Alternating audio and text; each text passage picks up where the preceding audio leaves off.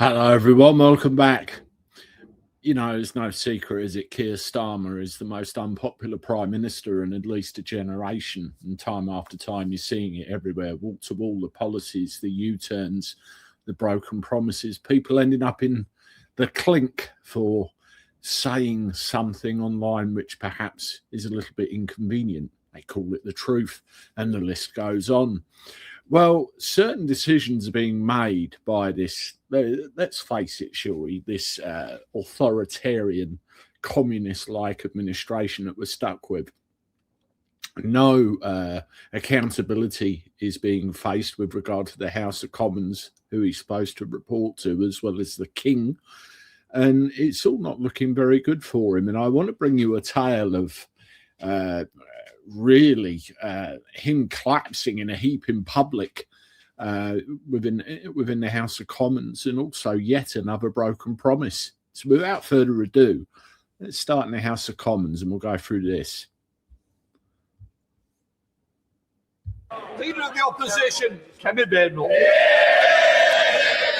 Yeah, the bunch. The last few days have seen significant international events. The US operation in Venezuela, threats towards Greenland, and an agreement to put British troops on the ground in Ukraine. So it is frankly astonishing that the Prime Minister is not making a full statement to Parliament today. One thing I will say very quickly about what happened in Venezuela: don't believe everything you read, don't believe everything you listen to. Do your research. Same is true of anything. And I also covered in great length in a previous video about the problems with the size of our armed forces, deploying them, how, where. Remember, it's all a pantomime, folks, all a pantomime.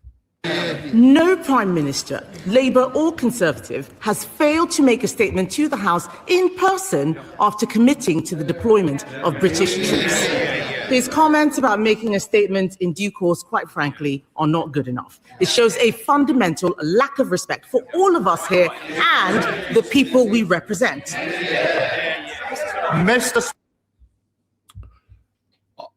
I don't like Keir Starmer. I don't like the Conservatives. They're not a bit of me, but she has a very valid point. At the end of the day, you can't unilaterally go and make a decision of that magnitude without consulting, without debating the other MPs in the House of Commons. At the end of the day, on paper at least, they're supposed to represent us.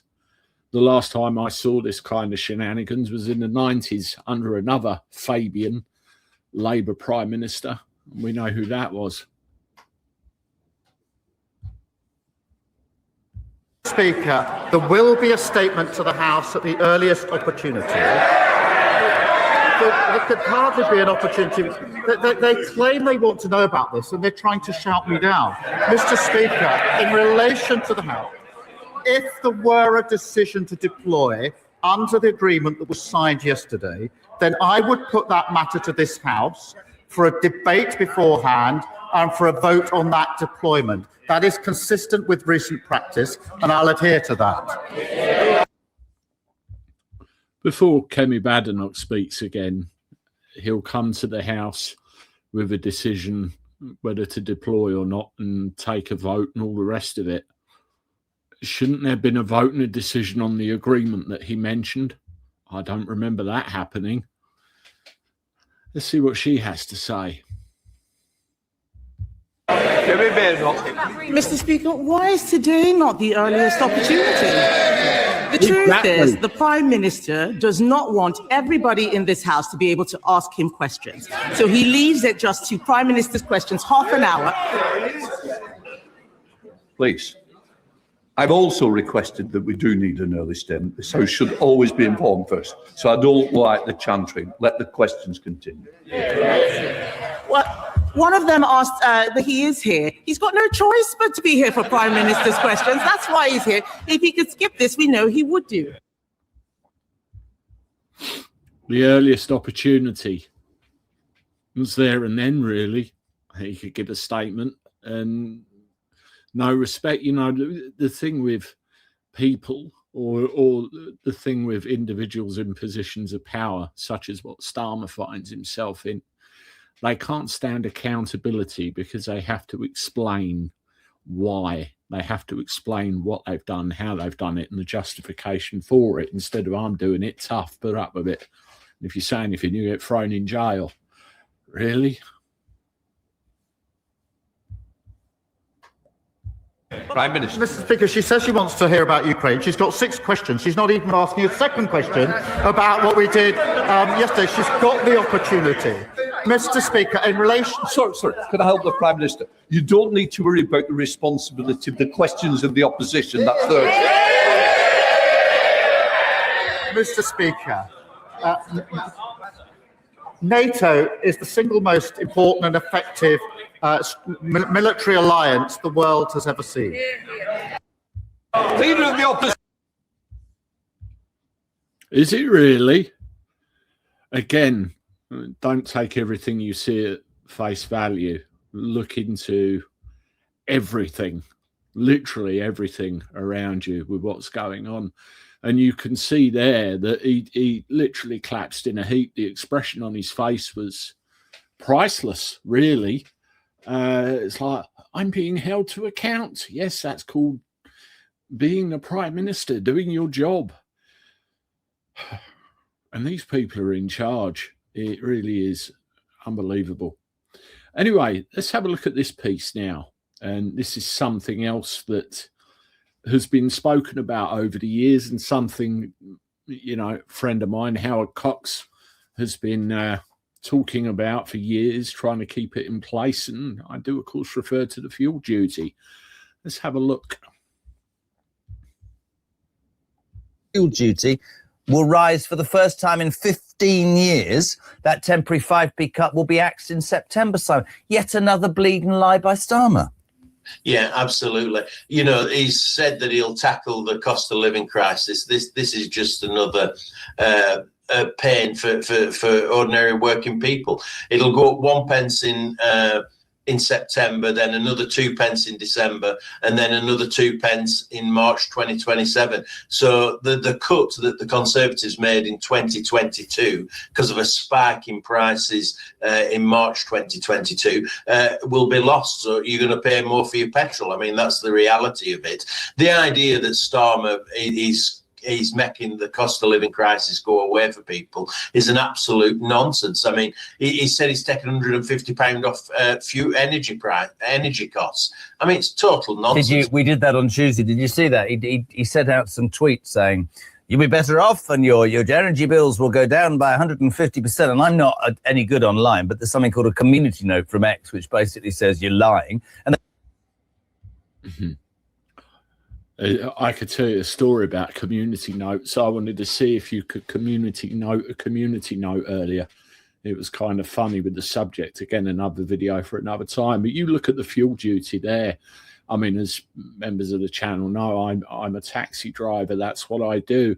And what you're going to end up here with, and again, is this the agenda? Is this where it's going? You're going to end up with self-respecting drivers off the road who cannot afford it. We've got the situation in our area at the moment, which is a campaign I'm trying to spearhead personally, where they're trying to force us into certain ages of cars which are unaffordable based on the demographic around here with regard to prices and everything else. And one of the major expenses we do about 1,000 miles every week, is the fuel. So you're not only affecting businesses, you're affecting people like me on top of already increasing issues. Now, if Howard Cox has seen that particular piece of footage, again, it's another collapse of the Starmer, narrative, because all these things that he said he'd protect, he's not. The situation, the reality of the situation has really got to sink in now if it hasn't already. Spread hate, spread disinformation. It's there on the bloody telly for all to see, Let's have a look at some more of this. And they came straight out and went, well, no, actually, because the cap's now much higher and actually you're lying. And you just think you were an MP. Like every day, Si, I'm like, does this man have a shred of intelligence, or does he have anybody around him who says it's everything you say and do is not being mocked because we've not got better things to do? Because frankly, I don't know about the rest of you, I'd like to hear your opinion. I would like to be proud of my country. I'd like a government that I feel is fighting for me and my country, whatever the colour of that government. This guy is inept and he's an embarrassment abroad. That's how I see it. Yeah, absolutely. He's considered, rightly so, the worst prime minister that Britain's ever had. He's the most unpopular prime minister Britain has ever had. Have you heard the news this morning? He's got a lower approval rating than Maduro had in Venezuela. That's not great. A lower approval rating than Maduro in Venezuela says it all. And do you remember the video I posted of Joe Rogan when he spoke about the difference in the number of arrests between us and other countries because of social media posts? Again, it's another telling statistic. What the hell is going on? And, you have a situation where the government shouldn't be the government, because if you look at how this British Isles has been carved up, if you look at how it's been governed, if you look at all the English law that's been subverted and ignored to allow all this to happen, and as the saying goes, we've allowed it to slip in right under the rug. I do wonder whether the last government was deliberately inept to bring in this one kind of a sidestep, and you're seeing all of this promise playing out now. It's disgusting. And who's suffering? Who's suffering? Me, you, others. And it ain't going to get any better until we can find a way of getting this lot shifted. Let's have a little bit more of this. I didn't see that, but I'm not surprised. He won't last until May. He won't go beyond May this year. He came out, after New Year celebrations, fighting, saying that he would be here for a long time. I mean, absolute nonsense. If he's not challenged in the next few months, I'll be very surprised. Labour MPs must be really worried about their survival with Starmer leading them. I mean, he's a total disaster. And people just don't believe him. They stop listening to him, which is a significant problem when you're the Prime Minister. Absolutely. About cost of living and all of his lies. Steve, good morning. All this nonsense with benefits, it makes you think sometimes. You see, that's the thing, when you're apparently stopped being listened to by rank and file backbench Labour MPs, some of which are probably in there wanting to do a reasonable job for their constituents. There probably are some among them still old school Labour. He needs to go. Labour needs to go. They all need to go. And the problem is, what we've ended up with a situation is that the last government fell dramatically, and we've ended up with a government in, and the majority size of that government that's come in is absolutely huge. So as well as somebody that's on like a dictatorial perch, you also have a majority that is going to be hard to shift, because anything that they want to make happen will generally happen. And this is the other thing to do with the party system. You're threatened, even though it's not good for your constituents. You will vote with the party, because if you don't, you will lose the whip. We will make your life difficult and all the rest of it. This is the same thing that plays out. I've got a local MP who is a Labour MP. I've written to them about a very serious matter that's happening at the moment. No response. And yet they go on about banning X, digital IDs and all the rest of the stuff that at the end of the day, really, you know, you put that up against people's genuine needs and wants, there's no comparison. And yet when you look at those two things, it's all about control, which is what it is at the end of the day, pure and utter control.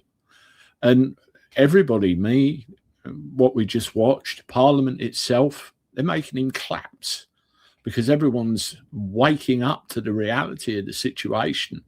And hopefully sooner or later it will sink in.